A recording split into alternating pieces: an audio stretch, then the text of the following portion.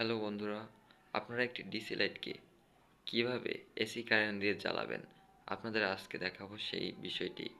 আপনাদের একটি DC বাল্বকে AC current দিয়ে জ্বালানোর জন্য দুটি জিনিস লাগবে, একটি চার্জার, পুরনো একটি চার্জার এবং একটি ডিসি বাল্ব। তো আমার কাছে একটি ডিসি বাল্ব এবং একটি পুরনো চার্জার রয়েছে।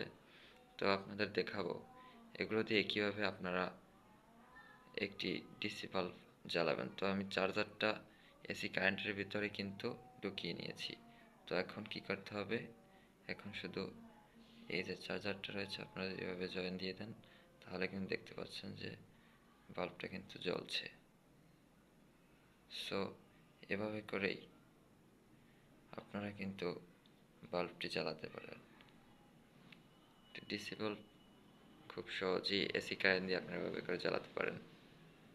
তো আজকের ভিডিওটি এই পর্যন্তই ছিল, একটি ডিসি বাল্ব আপনারা কীভাবে এসি বা কারেন্ট দিয়ে জ্বালাবেন।